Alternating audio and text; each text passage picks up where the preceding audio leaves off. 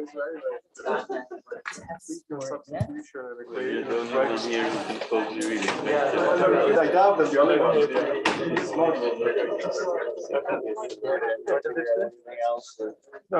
All right. Welcome back to the workshop.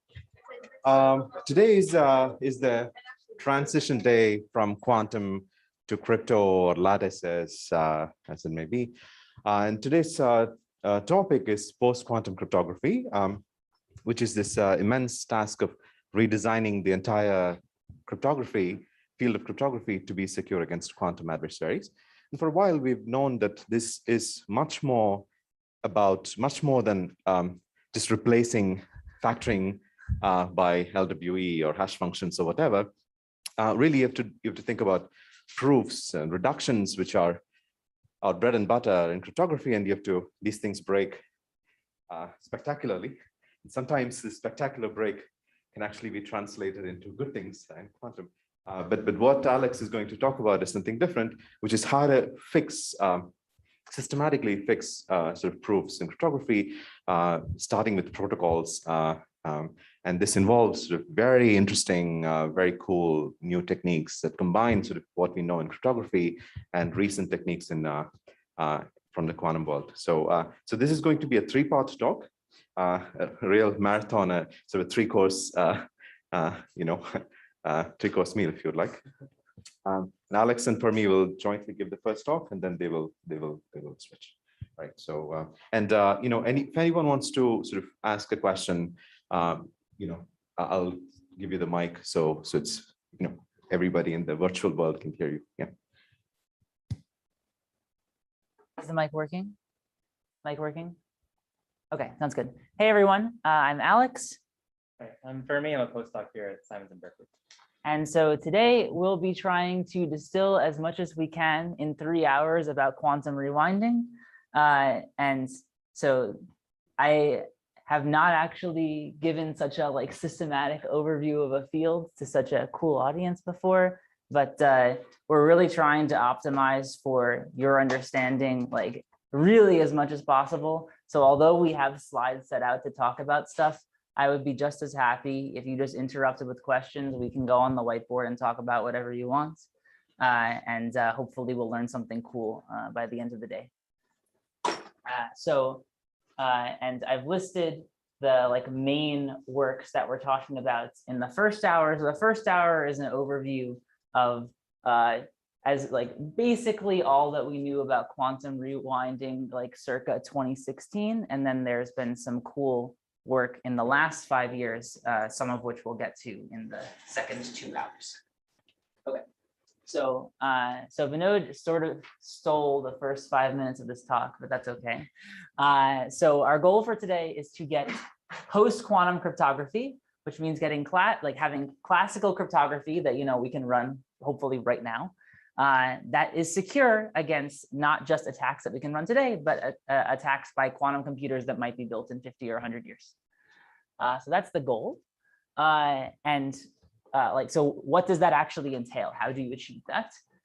So in theoretical cryptography, what we do is we take some computational problem that seems intractable, like a one-way function or the hardness of factoring or discrete logarithm or something like that. We take this hard problem, we use it to build some crypto system, and then we prove that if the crypto system is broken by an efficient attack, then we get an efficient breaker of the assumed hard problem. And that's how we do everything, basically. So of course, if we want post-quantum cryptography, we can't use quantum broken assumptions. That seems bad. And this issue has received attention for probably almost 30 years by now. And in those 30 years, we have found some problems that seem, at least as far as we can tell today, they seem hard to break even with an efficient quantum attack. And so that gives us hope of having post-quantum cryptography. And at this point, you might think that we can actually just go home and not have the tutorial because this seems pretty good. So what is the problem? So you might conjecture that as long as nothing really terrible is going on, if you plug a quantum hard problem into this framework, which has a classical security proof, that you should get a post-quantum secure crypto system. And a lot of the time people actually mistakenly like reason in this fashion. But this is actually like horribly false. And so here's one particularly cool example demonstrating why. So there's this interactive proof of quantumness due to Brakarsky, Cristiano, Mahadev, Vidic, and Vazirani. And so what is this? It's an interactive protocol between a prover and a verifier, such that no classical prover can make the verifier accept with like even small probability, assuming that learning with errors is hard. But such that there is a even prescribed efficient quantum prover that can make the verifier accept. So this is billed as a proof of quantumness, a way to prove that you do quantum computation. And this work and these techniques actually let you build much stronger proof systems than this, in fact. But we can also just view this as a very, very explicit counterexample of this conjecture. The soundness of this proof system is classically true, and we have a proof of this, and yet the post-quantum soundness is not post-quantum sound. Alex, so you probably address it, but what about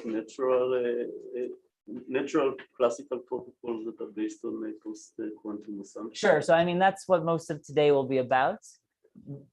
Yeah, but I was going to say, I mean, there's a large number of reductions where I think, this kind of argument does work, right?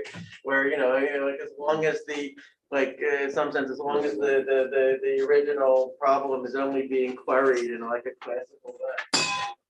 Yes, if you have a one call straight line reduction, Yes. then you're fine. Right, we're just a small number of calls. Even more than, if you do more than one, I don't know of a general theorem.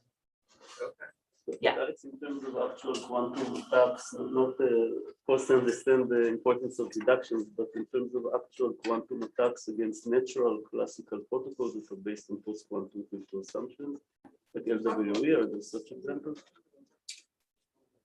There's supposed to be a mic going around for questions. Well, okay, but it's not a protocol that was written down for like somebody who wanted to build a like classical cryptography didn't write down this protocol though, right? Well, we'll keep talking about it. So for example, one thing you can ask is take like a basic Sigma protocol and be like, if we plug in post-quantum stuff, is this going to be post-quantum secure? And the answer is still actually going to be no. But morally, we believe the answer is that like, if you plug in things like appropriately and you know what to do, then things like should look secure. But it's very hard to actually like prove that this is the case. So, like an example we thought about a decade ago, like the construction of pseudo-random generators from one-way functions. That's actually okay against quantum adversaries, right? But then the construction of pseudo-random functions from pseudo-random generators, the GGM, that breaks. Right, because you have these exponentially many queries. Yes. So yeah, I think what I'm about to say is pretty relevant to this discussion. I'm not sure that's actually true. Oh. There's a recent work of Zvika, Near, and This is Well, only you can fix it. this is only No, if you. it's not clear that it's not clear that it actually goes through all the time. We can talk about it. Okay, yeah, Vinod's talking about when you want not like security with an like a hacker with an auxiliary quantum state, and you don't want to start with multiple copies of the state in the reduction.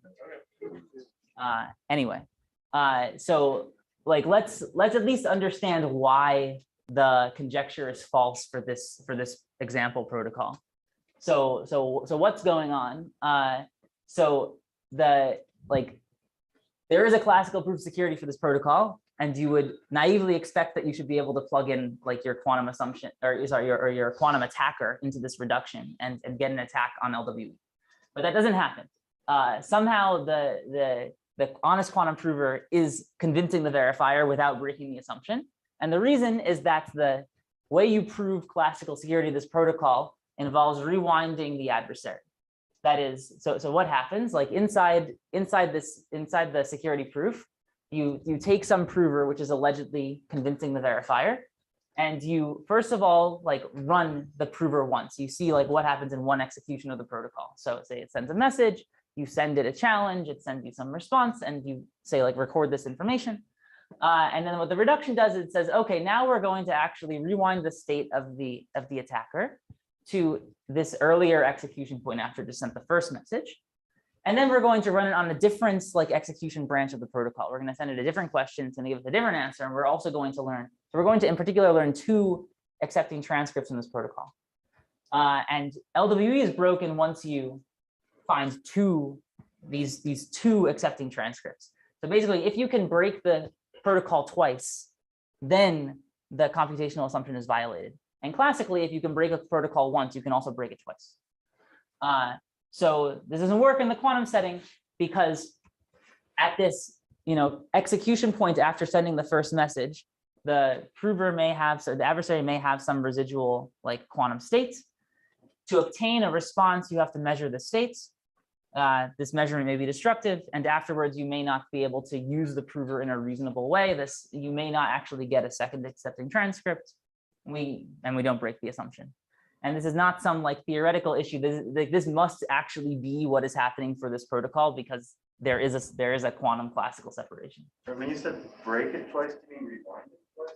Break it. What's So the prover convinces the verifier twice in 2 different execution branches. I rewind it once to do that. Okay, so rewinding is kind of scary in the quantum setting, basically.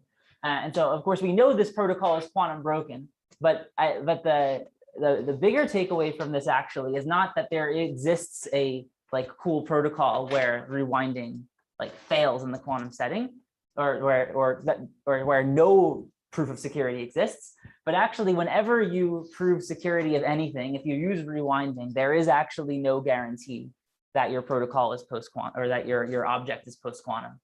And we use rewinding actually all the time. Certainly, if you have an object that involves interaction, you were with like 95% probability using rewinding to argue security.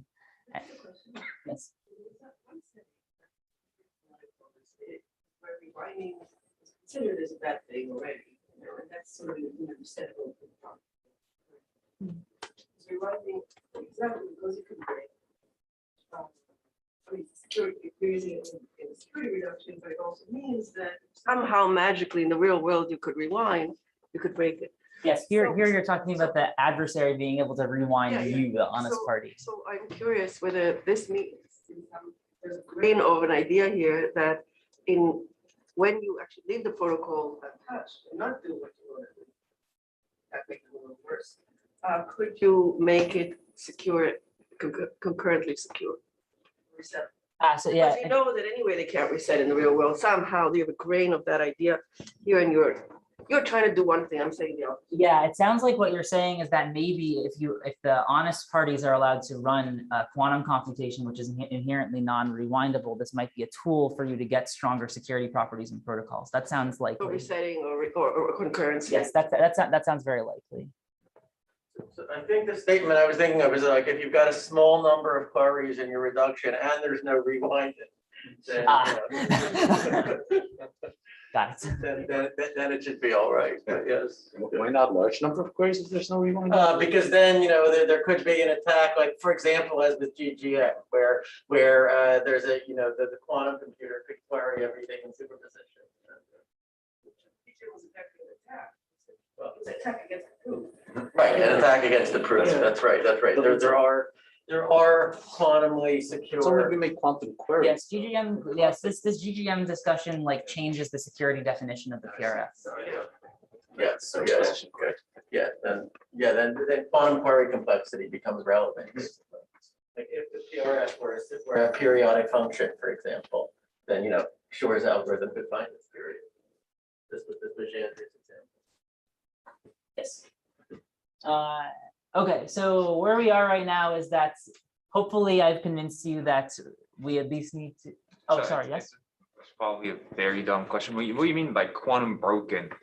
It's not broken by quantum adversaries. The soundness of the Proof does not work. soundness of the protocol is not sound against quantum provers. That is what I mean. That is what I said. Of course, that's not.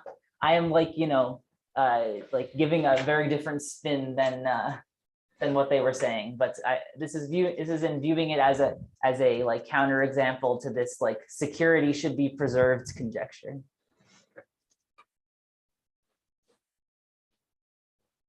Okay, so if you do rewinding, it is not clear whether you're post-quantum secure, but also anything in cryptography that uses interaction, like most likely, this is not always true, but it most likely uses rewinding when analyzing security. And so at this point, it is not clear whether anything is secure, and life seems pretty bad. It's about things assuming setup assumptions like CRS or correlated randomness. What about them? Sorry, say that again. We use setup assumptions like a common reference string or correlated randomness. Right, so that's a way of. This is a way of possibly enabling like a straight line reduction, right? Yeah. So yeah, if you like build the NISICs that we know from LWE are post quantum secure immediately. Okay. That's true. Okay. Yes, there's no rewinding. And same. How about say UC secure protocols in the CRS model? Are they also quantum secure? So yeah, UC security is explicitly not allowing rewinding, right? I now need to think. I'm not sure whether how difficult UC security is in the quantum setting. It's not automatically secure. UC just disallows rewinding for the simulator, but can still have a reduction that allows rewinding. Yes, exactly. Yeah, I'm not actually sure what happens. Yes. Question is about natural protocols. Well, for the rest of today, we're only going to be talking about natural protocols. So hopefully this satisfies the concerns. Although I would call this proof of quantumness a very natural protocol, just not in the in a different context. Okay, so for the rest of today, we want to know when you can do rewinding in the quantum setting. I just said in general you can't, but it doesn't mean that you can never do it. And also we are free to change like our definition of quantum rewinding. We do not have to do exactly what the classical security proofs did. We can also use like quantum information, quantum algorithms to help us do rewinding. And we're going to be doing that all of today. It turns out if you have quantum adversaries, using like quantum algorithms in your reduction is helpful. So for today, we're focused on interactive protocols. For the rest of today, a prover is trying to convince some verifier of some claim, perhaps represented by a 3-set like problem, but like honestly, whatever you want. I'll usually be thinking about an NP problem. And the two properties we'll be concerned about like analyzing today are the like two most basic properties about a protocol. We want it to be sound, meaning that a malicious prover can't trick the verifier into believing something false. And we want it to be zero knowledge, which says that the verifier doesn't learn anything from the interaction besides the truth of the claim, which you formalize by saying that the view of the verifier, everything that it sees in the interaction, can be efficiently simulated without the prover. So these are the properties we're interested in showing. And so to be very explicit, like we said, we were talking about post-quantum security. So let's just specify like what an attack is, what a quantum attack is. A quantum adversary is going to be efficient, so like polynomial time. We're going to represent its computation by running a polynomial size unitary and then measuring its output register on the standard basis. And so you can of course have some like classical input. Classical input will be put onto some input register. Adversary may also have some auxiliary state psi. All of this. And just note, like U is always going to be efficiently invertible. This is true if you just think about like what an efficient quantum circuit is. You can always delay measurements to the end, and you can always invert the unitary gate by gate. And the last thing to mention is that we're in the interactive setting, so the attack is actually going to be an interactive algorithm, which means that it will start possibly with some state, and it will be able to like maintain / update its state throughout the computation. Every time that you query it, it can update its state and keep it. Okay, so this is the model. And so for the rest of the talk, I'm going to just show you a single interactive protocol, and we're going to be able to prove that this single interactive protocol is both post-quantum sound and post-quantum zero knowledge. And these are using the pre-2016 like techniques. So this is what we're going to do. So next 1 second. So, you know, that you cannot necessarily delay the measurements to the end if you, for example, are running the chapter protocol and you. No, only for the next message. I'm just going to delay the measurements in the next message function until the end of that step. I'm not going to delay it until later in the protocol. One measurement per message. Yes. Okay. So, okay. Intro crypto recap. But we're going to consider this one protocol due to Blum for proving a graph has an n cycle, where n is the number of vertices. We want it to be zero knowledge, so you can't just send the n cycle. So what we're going to do is effectively like convey a random n cycle to the verifier in a way that you could in principle link it to the graph that you started with. So that is what you do is you commit to just the adjacency matrix of a random permutation of your graph. A commitment is just a cryptographic implementation of this locked box. So after sending this message, I'm stuck with a particular adjacency matrix, but the verifier doesn't know what it is, and I can choose to reveal to the verifier what an individual entry is later. Then the verifier is going to send a random bit to me, and depending on and the bit is conveying basically one of two questions: either show me you committed to an isomorphic copy of the original graph, or show me that you committed to a graph that contains an n cycle. So either you just reveal the entire adjacency matrix and the permutation, mapping the graph to this graph, or you just reveal the edges in an n cycle. The verifier can check either of those things and accepts if the prover answered its one question reasonably. So this is the protocol. Hopefully most of you have seen it before. But just to quickly convey like why this should be secure. So the point is that, so this is going to be sound because after sending this committed graph, you're stuck with a particular adjacency matrix. And if the original graph does not have an n cycle, then you'll only be able to answer one of the two questions. Alternatively, if you can answer both questions, then you know this particular graph is both isomorphic to G and contains an n cycle. Then why is it zero knowledge? Well, at a high level, like what at least you can see is that for a fixed question, 0 or 1, like what the verifier sees doesn't seem to reveal any information. You either just see a random isomorphic copy of G and like randomness that you use to commit to it, or you see a random cycle along with a bunch of committed adjacency matrix entries that you can't actually see inside. So that's why this looks zero knowledge anyway. So now let me tell you about how to show that this is sound against quantum attacks. Then Fermi will talk about why it's zero knowledge against quantum attacks. Okay, so and what's actually going to happen here is we're going to see like a more formal classical proof of soundness. Then we're going to introduce a new cryptographic security definition that is actually needed to argue the post-quantum soundness. So like morally, if you don't satisfy this definition, the protocol probably won't be post-quantum sound. That's the intuit. It's not formal, but we'll see. And then we'll see like a technical proof of soundness that you can almost think of as like an application of the gentle measurement lemma, actually. Okay. So classical soundness. So the protocol has soundness error 1/2, meaning that if the prover can convince the verifier more than half of the time, then the claim must be true. So the way that you show this is by using what's called the two special soundness of this protocol, which is a fancy way of saying that if you can answer both questions, then there is a Hamiltonian cycle, which we have already talked about. If you've got an isomorphism to G, like an openings and an isomorphism to G, and an opening to a cycle, you get a cycle in G. Are you assuming perfect binding?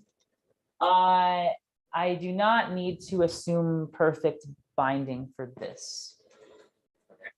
If you send me the openings to this and openings to this, Oh, okay. then by computational binding, the openings are consistent. We're going to talk about this more later, so don't worry if I'm going too fast. But yeah, the openings will have to be consistent, and you still get the cycle.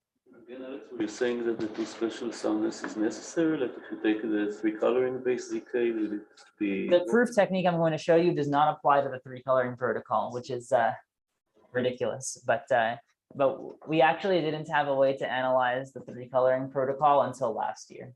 Yeah, I see. And that is we picked this Blum protocol very carefully. Yeah. But just for proof of knowledge, right? For normal soundness, and who knows how to do it before. Not if the commitment is only computationally binding. So with this least recoverable code based construction, you can take any zero knowledge PCP and make it satisfy this property, or Sorry, make it satisfy what property? this property, the two special soundness, can you compile any ZK PCP? This work that you had with the that used least recoverable codes to get the We don't convert it into something that's too special sound. We convert it into a protocol where the number of choices of bad randomness is a polynomial. I see. So it's still open to get a general compiler. I think that's right. Sorry for this digression. We're going to go through this right now. Okay, but at least here, yeah, if you obtain accepting transcripts on both challenges, crucially for the same commitment, the same first message, then you can find the Hamiltonian cycle in the graph. And so now the way you prove security is by rewinding. If you have a prover which is convincing, what you'll do is you'll call it once on the 0 challenge and once on the 1 challenge.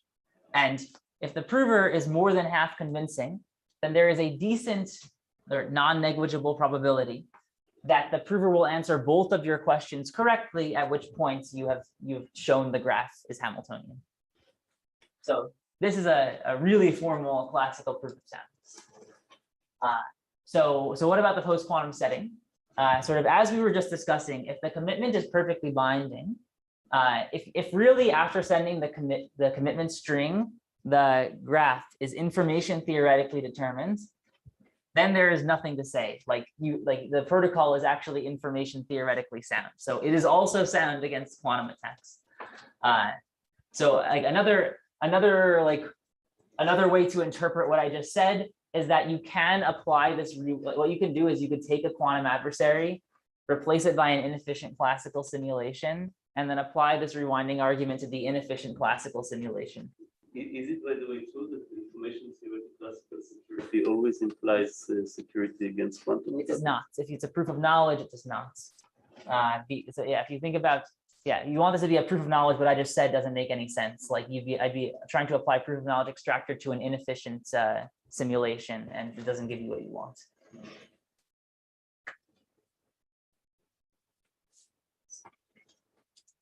I just wanted to simplify things and only talk about soundness mostly. So the interesting case here is what happens if the commitments are only computationally binding. But to understand what that means, we also have to understand what computational binding actually means in the quantum setting. So what is computational binding for a commitment? So here's the classical definition. So in a commitment, you commit to some string m using some randomness d.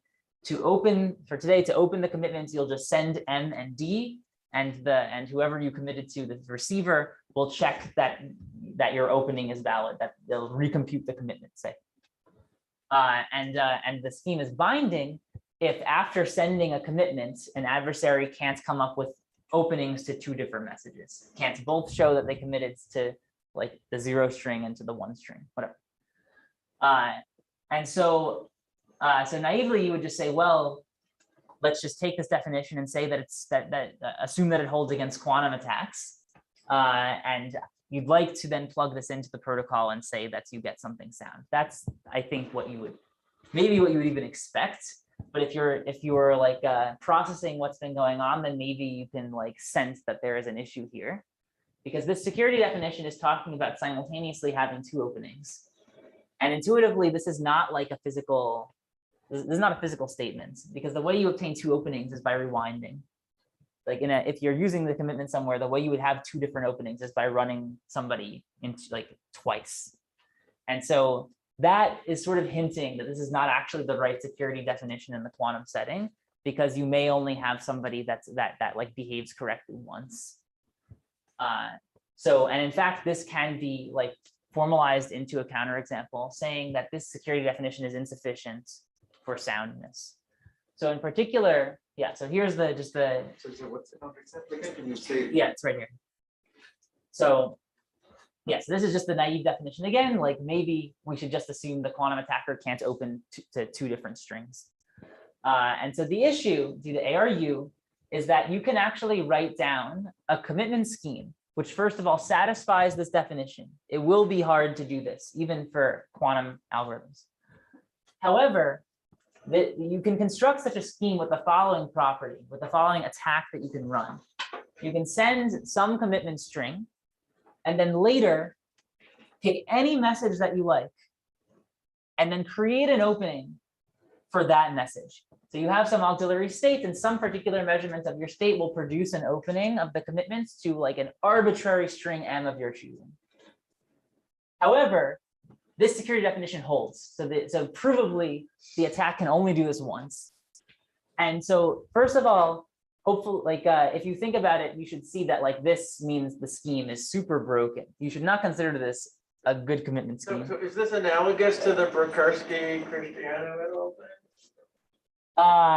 Well, I wouldn't say it's like super analogous, but it is true that you can answer a question, like an arbitrary question once, and you can't answer it twice. Is it because it disturbs the state? Yes, I mean, basically every example, like because the question is rewinding. All right. Yeah.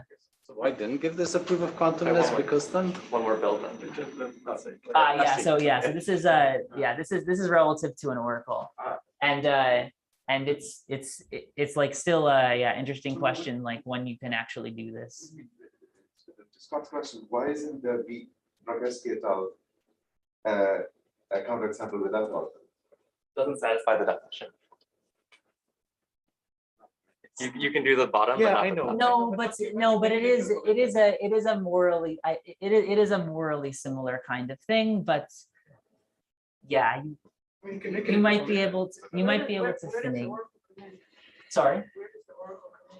Oh no, it's just that this is like not the strongest possible counterexample. Like the fact that it's relative to an oracle just sort of says that like you can't given a commitment scheme, you probably can't show, or it'll be hard to show that this attack doesn't exist.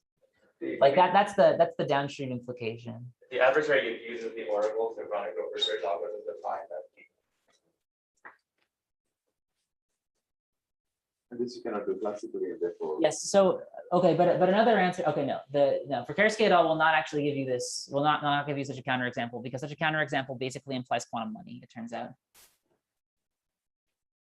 But I don't really want to get into it. Yeah, but you can. Yeah, you like this. This kind of commitment scheme turns out to be a way to instantiate quantum money. Quantum money. Oh, We have another definition. yeah, to fix this. Yes. Alex, is it also an interactive effect? Yeah, so don't quote me on it. It gets complicated, but do you happen to remember? I'm not sure. Yeah, I'm not sure either. I think you get something interesting. Okay, so what definition are we actually going to use? Like this says that this definition is not the right definition to be considering. So we're going to write down a definition that avoids this attack, at least. Yes. So very sort of roughly, right? In quantum money, you have a quantum object.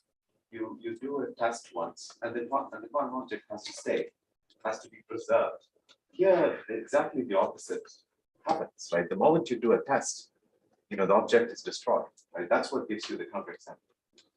So it seems the opposite of what you want. No, but you have but I think you have some kind of unclonability. You can get one opening to your commitment, and you can't get multiple openings to your commitment. I mean, with quantum money, like it's true that like you have to choose how to measure. So for example, like with Mayan Paul scheme. You could get an element of the subspace, or you could get an element of the dual subspace, and you can't get both. I'm not sure if that's connected to this.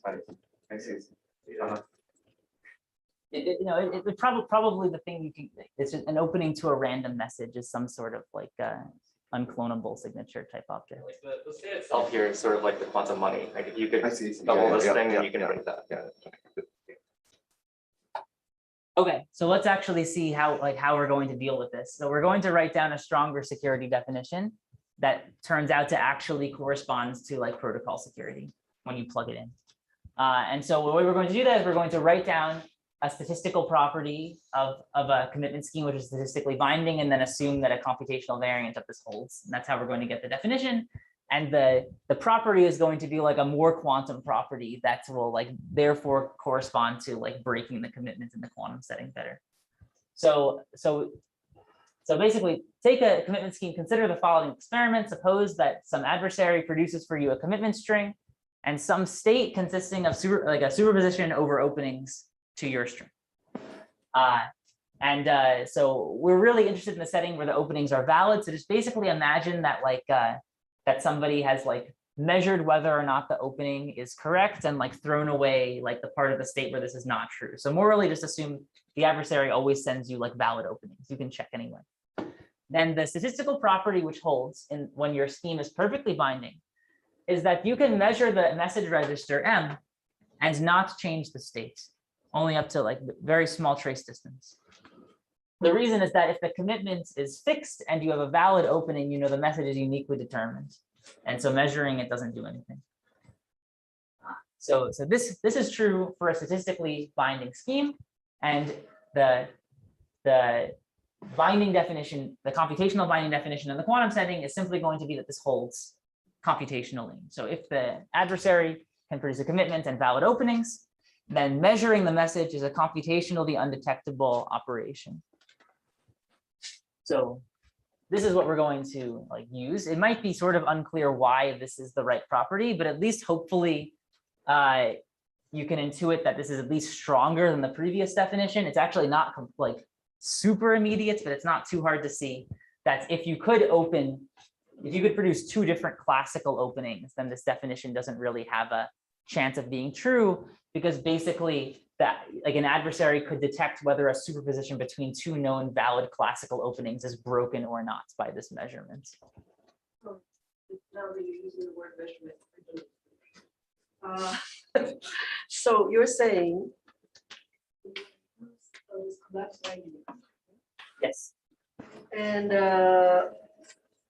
so basically the issue is that a quantum adversary can have a state where you know that the state contains a valid opening to the commitments, but the message is not like is not determined. There's still like you still have a superposition. So the word adversary cannot tell whether or not M is measured. He doesn't know whether that commitment contained it. No, so the adversary actually produced this state. The adversary produced the commitment and the superposition over openings. And so the point is that you want to argue that there's only like one accessible message, like although there is a superposition over openings, there's really only one message that is accessible to the verifier. But the definition is given MND, right? That's given the two messages. No. M and D are the registers for this state. Sorry. So basically, okay. So the explicit experiment is the adversary sends you a state, you perform a measurement or you don't, and then you send the state back to the adversary, and the adversary then runs a distinguisher. Okay. So still, it's like probably not clear why you want to use this definition. What was D again? Just like D is the opening, like think of like the randomness used to generate the commitments or something like that. Okay, so at the very least, this definition does rule out the kind of attack that we just talked about, because an attack that can open a commitment to an arbitrary message definitely doesn't you have access to many different messages in that situation.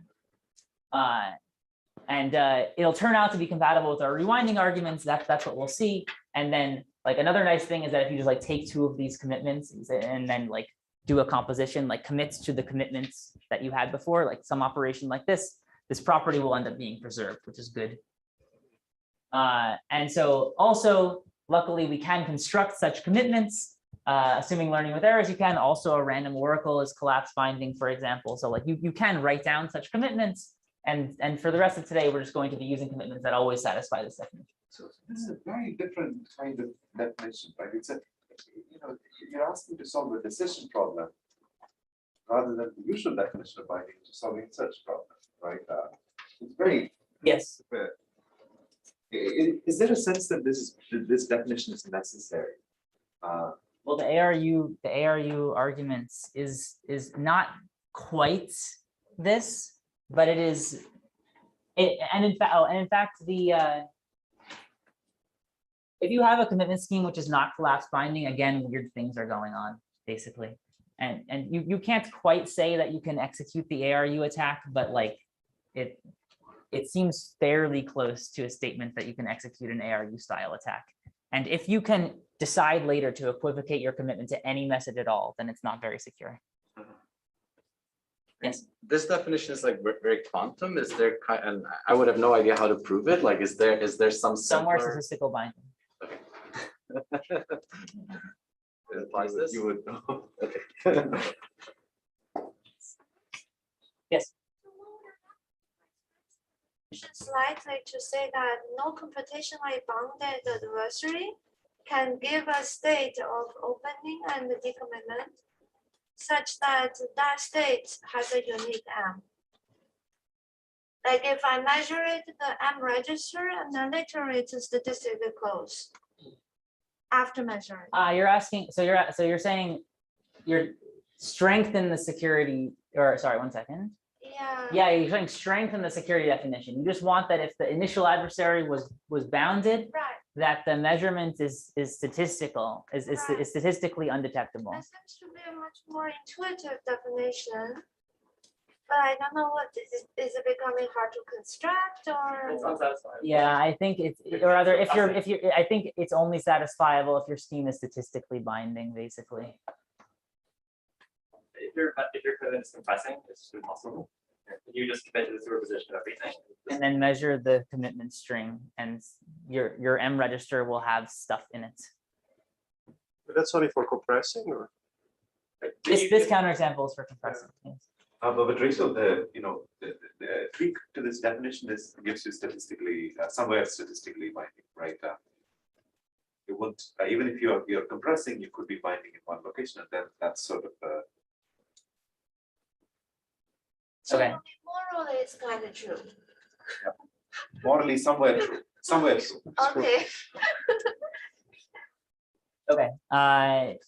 We are running rather late, so I'm going to try to go a little faster, and Fermi hasn't even started yet. So what does collapse binding actually buy you? How do we actually use it? So there's actually a very clean answer to this question. The answer is that we're going to change how you run an attack. Just like whenever you run an attack, you're not actually going to run the attack, because running an attack disturbs the adversary state too much. So we're just going to generically come up with a way to run an attack while disturbing the state less, and that's going to help. So normally in a protocol, when you run an attack, say you feed it a string R, it had some state psi, and you like run some computation and measure output register to get a string Z and send it back. That's what running the attack normally would be. And this could disturb the state a lot. In particular, if Z is a long string, then there's a lot of statistical disturbance to the state. However, whenever you're using an attacker, it is not usually important that you have the string Z if it's not actually an accepting, like if it doesn't make the verifier accept. Like a string Z which is invalid is not generally that useful. And so actually we're going to just change the way we run the attack so that we only get the string Z if it is a valid response. And this is going to actually save us a lot of disturbance. So what you can do is define projective measurements, which just checks. So it's a measurement, say, on the adversary state, which just checks whether Z is valid. So you like run the computation, check whether Z is valid, undo the computation, 1-bit measurement. And so we're going to just always, so now from now on, instead of running our attacks, we're going to run them in this lazy way, where lazy is with respect to measurements, just like measure less, where we first measure whether pi r holds, and then we measure z, the answer, only if the first measurement outcome is 1.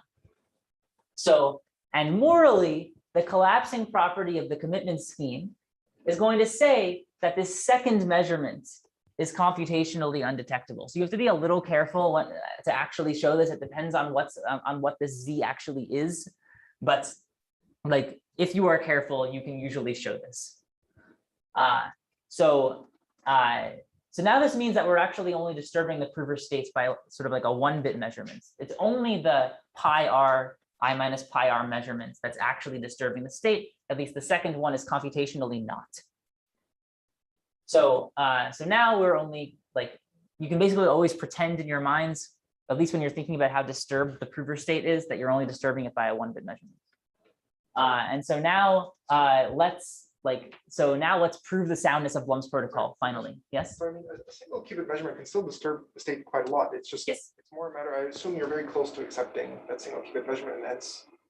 That is exactly what's going to happen. Okay. Yeah, that's the situation where we're going, it turns out somewhat strangely that even if you only have like a noticeable chance of the measurement accepting, you're going to get a non-trivial statistical fact. So what this technique, the Unruh technique, can show is that the Blum protocol has soundness error 1 over the square root of 2, which first of all, like why? Like what is this number? It's kind of out of nowhere, but it ends up just pointing to the limitations of the security technique. You expect the soundness error to be 1/2, but we didn't have a proof of this until last year. So this technique can show you that the soundness error is 1 over square root of 2. Another caveat about like instantiating the scheme correctly, but let's forget it. Today, I'll just show you a weaker statement, which is just that you have like a non-trivial soundness error, and just because the proof is easier, but the style of proof is morally similar. So here's the proof. Suppose you have a prover that's fairly convincing, like with probability actually close to 1 now. Think of delta as small. Then we're going to rewind. We're going to do a rewinding argument, right? So what we're going to do is we're going to try to obtain 2 transcripts by feeding in 2 random challenges, as you would basically expect. But we're going to do this lazy execution of the prover so we don't disturb the prover state as much. And now the argument is simply that because of the collapsing property, you can basically think about just applying these binary measurements of checking whether the prover would answer correctly. And then the claim is simply that if you apply 2 of these measurements in a row, you still have a high chance of both of them accepting. And the reason is a direct application of the gentle measurement lemma. The first one had a very high probability of accepting. You can show that in this situation, the prover state barely changes, and therefore the second one will still accept with high probability. So this just sort of attacks the state disturbance problem very head on, and it just information that theoretically bounds how much disturbance there is and says that you can still run it twice. And this applies in the setting where you have a very close to 1 probability of making the verifier accept. And so the full soundness proof is invoking collapsing to say that you can sort of reduce the disturbance to applying binary measurements. This gentle measurement arguments to show that applying 2 of these measurements in a row will like both produce valid answers. And then finally invoking special soundness to say that we now have 2 accepting transcripts, and so we can reconstruct the words. So this 1 over square root of 2 is going to come from the square root in the gentle measurement. It is not. This this lemma only implies like I don't know, like some number around 0.9 instead of 1 over square root of 2. So the actual argument is more subtle than this.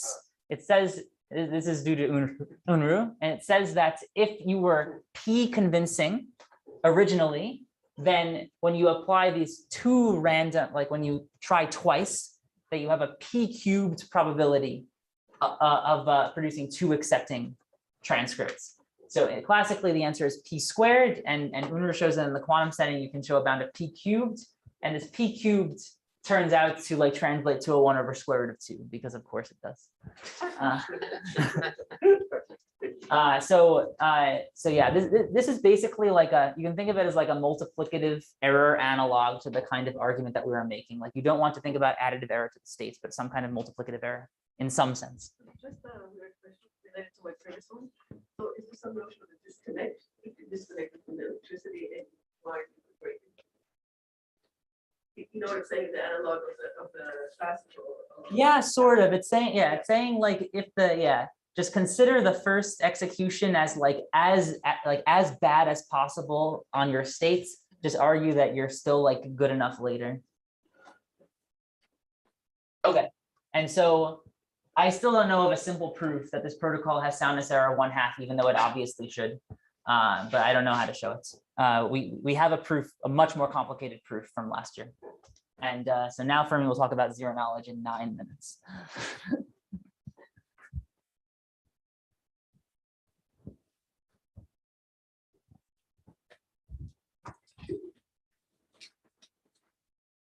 Maybe a very quick question, just like soundness implication. What about it? Like if you repeat sequentially the protocol? Yeah, sequential repetition is okay.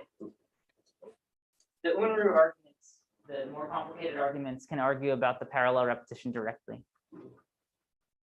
Can we have proof of knowledge? Sorry? Proof of knowledge?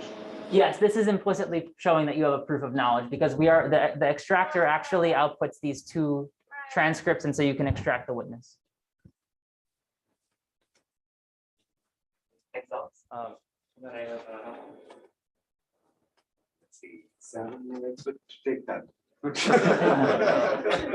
Should be more than enough, right? yeah. 5 minutes, but like this. So in these last 2 minutes, we'll cover the post-quantum zero knowledge of Plum.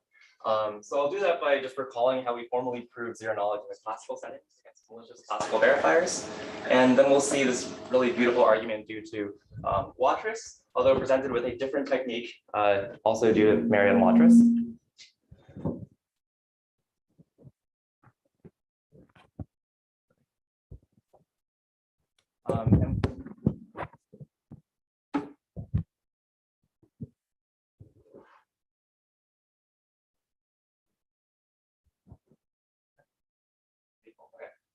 And the analysis is going to be through something called Jordan's lemma, which is going to be a really important technical tool for basically the rest of today. Okay, so the key property that allows you to prove zero knowledge in the classical setting is this observation that you can simulate the view of any honest verifier in this protocol. So remember that an honest verifier is one who, according to the protocol, will just sample a random bit, and that's its challenge. No matter what it receives, it's going to send a random bit. And the way that you sample the honest verifier's view is you sample the challenge first, right? So you sample this random R prime, and then you generate the transcript according to the challenge. So basically doing this out of order is what's going to allow you to sample something that looks like a valid transcript, right? So when R prime is 0, the verifier is going to expect to see a permutation of the graph. So you're just going to sample a random permutation of the graph and commit to that. And that's Z is going to be the opening. And correspondingly, when R prime is 1, the verifier wants to see a random cycle graph. So you just sample a random cycle graph, commit to that. Okay. And by hiding these transcripts generated according to this procedure look like the honest verifier view, because you can't tell that the commitments in the first message are dishonestly generated. Right. So that's honest verifier zero knowledge, but we want real zero knowledge. We want security against arbitrary malicious verifiers. And what's the thing malicious verifiers can do in this protocol? Well, they can pick the challenge adaptively based on the first message. And so we need to show how to simulate the view of a verifier that does that. And the idea is actually pretty simple. The starting observation is that you can simulate a malicious verifier with probability 1/2. And so with 1/2 probability, you correctly simulate their view, and otherwise you just totally fail. And it's a simple guessing simulator where you just sample a random transcript, random honest verifier view. You run the verifier on that first message from the honest verifier view, you get some challenge R. And if R equals R prime, then you're in luck, because that's exactly the challenge that you know how to open to. Right, so then you're done. That's when the simulation succeeds. And but otherwise, the simulation fails. And then you just need one more idea to go from this to the full simulator, which is just that, well, if you fail, you can just try again. So that's the whole thing, that because this guessing simulator succeeded probably 1/2, and that's due to the hiding property, right? This verifier can't avoid this random R prime that you're picking, right? Because C is hiding it. So it's probably 1/2 the guessing simulator works, and you just try this like lambda times and you'll succeed. Okay, so fortunately, this simulator isn't going to suffice for post-quantum zero knowledge, right? The problem is that when you have a malicious verifier who has some initial quantum states, then running this guessing simulator might disturb it. So the issue is auxiliary input. That's the. Yes, yeah, if there's no auxiliary input, you can actually do it. Just this works. But the soundness error is only 1/2, and so if you want a real protocol, you'll have to repeat it sequence, and then the second time you won't be able to show. On this analyze correctly. What, without auxiliary input or knowledge, in general, sequential repetition. Sure, but I don't know of a way to like more like maybe you can, but I don't know immediately how. So maybe in these last few minutes, I'm just going to speed through Watrous' proof that. Fermi, you can take a little bit more time. 10? 10 again? Yeah. Great. We can negotiate. Okay, great. So what Watrous shows is that if the commitment scheme is hiding against quantum attacks, then the Blum protocol is post-quantum zero knowledge. And luckily for us, we don't have to go and like redefine hiding again. For this definition, you can actually just take the classical definition and replace PPT with GPT, and it works. So thankfully, we can just go straight to proving security. Okay, so the starting observation for this Watrous simulator is that this guessing idea, like it still works, and that if you have the verifiers like state psi, like once, you can run this guessing simulator once, and with 1/2 probability, you do succeed and simulate this malicious verifier's view. The problem is that if you don't succeed, you're out of luck because how do you run it again? You don't have another copy of psi. Okay, so as a first step, we're just going to write this process as a quantum circuit. So this here, I know it looks complicated, but this is really just a single unitary U that's going to write down like what this process above is doing. So this is like some process that's happening on this quantum state psi. I'm going to write it as a like reversible quantum circuit. So of course, it's going to have registers for basically every classical value that appears in this execution. So R, C, Z, R prime. And just to make sure that our quantum circuit can generate the randomness that you need in this guessing simulator. So this honest verifier simulator has to sample random coins. We're going to give some more H registers for that.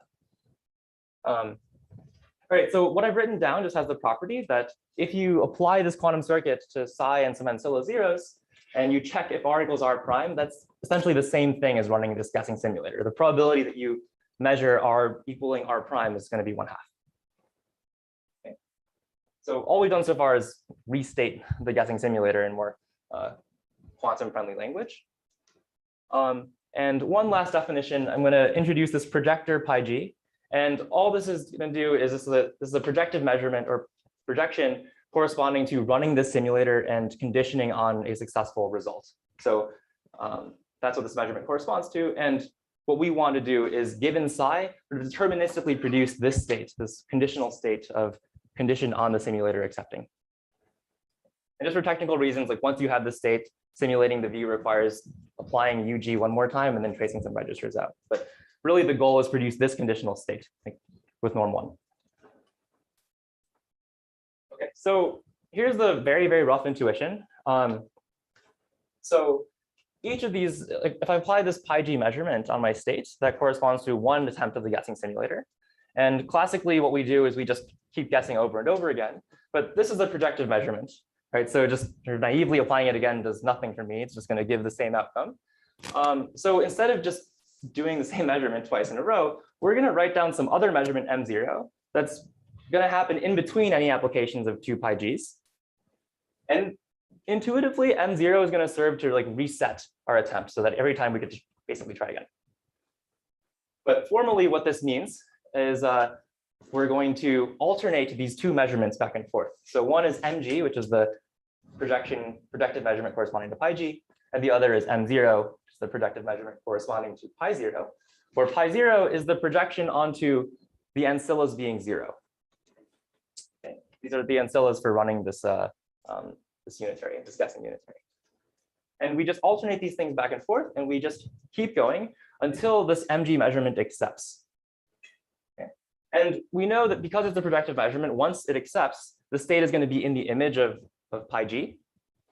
But moreover, it turns out the state is not just in the image of pi g, but it turns out to be this particular state, like exactly the one we wanted.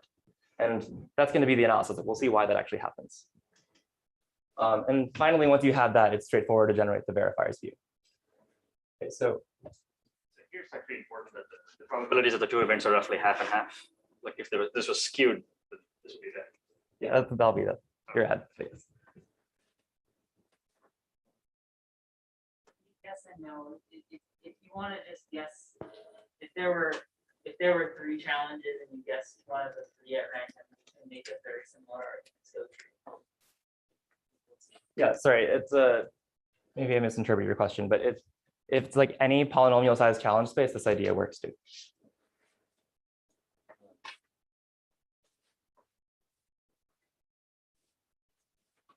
All right, so why does this work? There's really 2 things to resolve. One we kind of already said.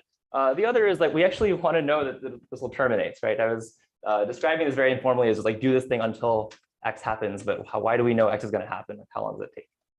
And finally, like once this happens, why is a state this particular simulated state? Give an intuition of what G and F0 are. Classical intuition. Yeah, so M0, so you notice at the very start you have psi tensor 0, and you have a state that's kind of, if you applied M0 to it, would guaranteed accept, right? M0 kind of corresponds to like where you're starting at the beginning. And MG corresponds to basically a target. It's like where you want to go. You want to be like in the like conditional space corresponding to like a successful guess. And so we're going to alternate like where you started with where you want to go back and forth until you're where you want to go. And magically, it actually like not only takes you there, but takes you to the exact state you wanted to get to. And it's like a magic property of this particular scheme that I'll say in a second.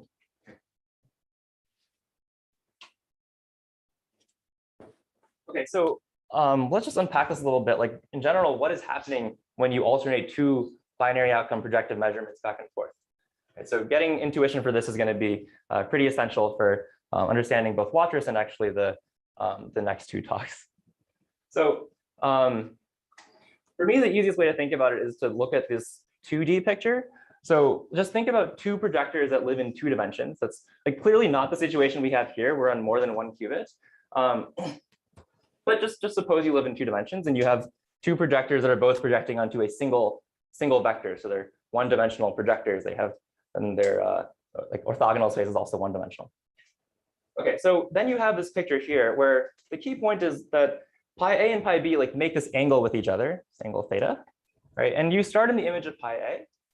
And when we alternate the measurements back and forth, what's going to happen is you're going to sort of jump between only 4 possible states. Right? So there's 4 states V, W, W perp, V perp, and there's this value P that basically corresponds to your jumping probability. Like when I apply this pi B measurement, I have like a P chance of going to the pi B outcome and a 1 minus P chance of the other outcome. Right? And if you look at this picture, there's like the symmetry where that's always going to be true. Right? Like you can use this to compute basically where you're going to go at every single step with what probabilities. So you can just sort of watch this thing evolve. It'll jump around. Right? And so the dynamics of this are really easy to write down. You can just follow this diagram. And using this, it's a fairly straightforward computation to show that the time it takes for pi B to accept just is some function of P, that it's going to accept in lambda over P steps with overwhelming probability. So it really depends on how close you were to P. And this is like kind of like matches up with your intuition, right? If you were reasonably likely to get it in 1 try, then it says that it shouldn't take you too many tries to actually make it happen. Great. So claim 2, this one's sort of immediate, is that when this thing accepts, you actually do have the right conditional state in that like you get pi B times B, but only in this 2D case. Okay. So okay, in 2Ds, in 2 dimensions, the guarantees we get are, these guarantees really correspond to what we want to get from our simulator, but our simulator does not work in 2 dimensions. So what's going on? So you can ask, like, do these claims extend to higher dimensions? For general projectors, actually, they don't. So we'll actually be exploring this in a lot more detail in the later talks. sort of what actually happens for general projectors. But for our particular projectors, when we wrote down for the simulator, the answer is yes, thankfully. And the useful tool we're going to employ to think about this is called Jordan's lemma. And this says that for any two projectors in high dimensions, you can decompose the overall Hilbert space, state space, into a bunch of two-dimensional slices. It can actually also be one-dimensional, but those are sort of degenerate two-dimensional spaces. So there's a bunch of two-dimensional slices, Sj, where in every single one of these slices, you basically recover the picture we had on the previous slide. So in each one of these slices, the projectors act as rank 1 projectors. They're projecting onto a single state. And so so any state that you have in general has potentially is a superposition over these different subspaces. And in each subspace, it behaves as it does, like when you alternate these measurements back and forth, they will behave as they do in the 2D case. But in general, it gets more tricky to understand what happens because the subspaces have different angles. Okay. So this is the general case. But I claim that in our case that we can actually get a pretty good handle on what these angles look like. And so for that, we need this key fact, which is that for any state phi in the image of our projector pi 0, you have that the norm squared of pi g applied to phi is 1/2. So why? This is actually just kind of immediate from the definitions we've given. And so what is phi? If phi is in the image of pi 0, by definition of pi 0, it has to be of the form like psi tensor 0, right? So 0 on the ancillas. And that means you can interpret this state, you can interpret like applying pi g to the state as running the guessing simulator on a verifier. And we know that when you run a guessing simulator on a verifier, the probability you guess correctly is 1/2. So this is true just for any phi in the image of pi 0.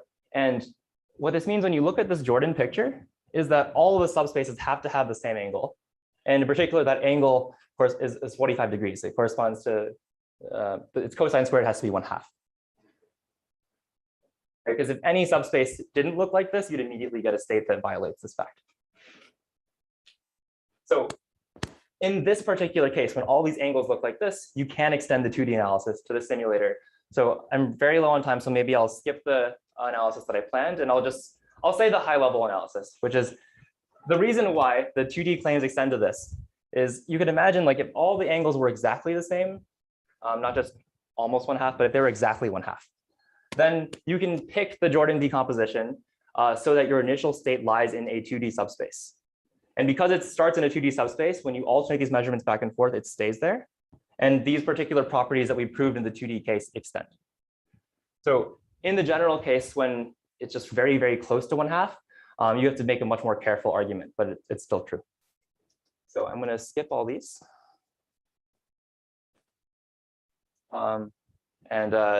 That's basically it, though. That explains why our simulator satisfies this efficiency property and why at the end you get the right conditional state. Because you can, because all the angles are the same, you can sort of pretend that your state begins in a 2D subspace. Sometimes like you're not changing like the amplitudes according to different eigenvalues or Yes. That's the more careful way to argue it. It's that when you do these alternating projections, the outcomes are just giving you signal on the angle, or like basically the PJ. And the difficulty with like proving that you get the right simulated state is that you can't like destroy the coherence across the different subspaces. And so when all the angles are the same, you don't. So the reason this happens is because of the two projectors through design. It has nothing to do with the adversary, right? The pi g and pi 0 and hiding of the that's. So what do you mean by nothing to do with the adversary? Sorry. Pi g is Yeah. uses the adversary. Pi g is defined with the adversary. It has to. Yeah. But it says like for any adversary unitary I can write down, it induces a pi g, and that pi g must satisfy this property, or else binding or else hiding is violated. Sorry, so I'm trying to understand this claim about the key approximately half and making your life difficult. Like, if I recall the Merritt Waters, right? I mean, there you typically take the top eigenvector of your POEM, and then you can show essentially using your argument that you're stuck in a 2D subspace, and you can do the analysis there basically. So yes. Yeah, but in Merritt Waters, I guess, or?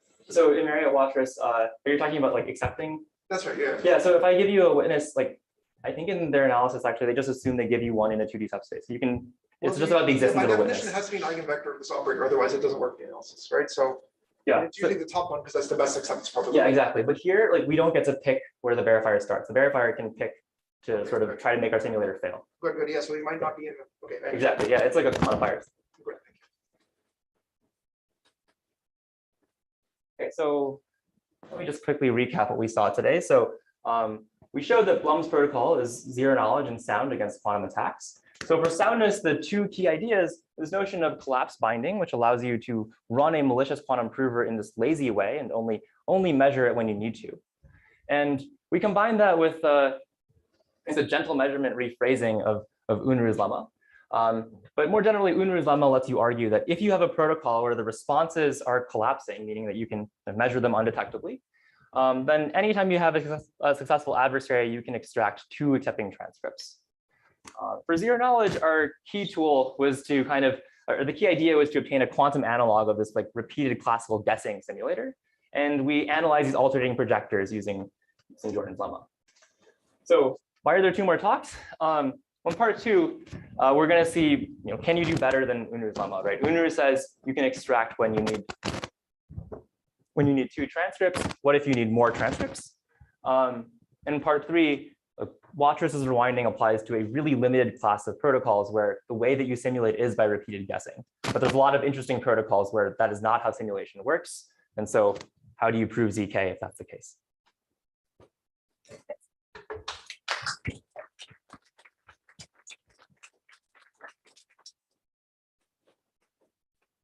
We're a little bit late, but let's perhaps take a 15 minutes break and reconvene as planned at 11.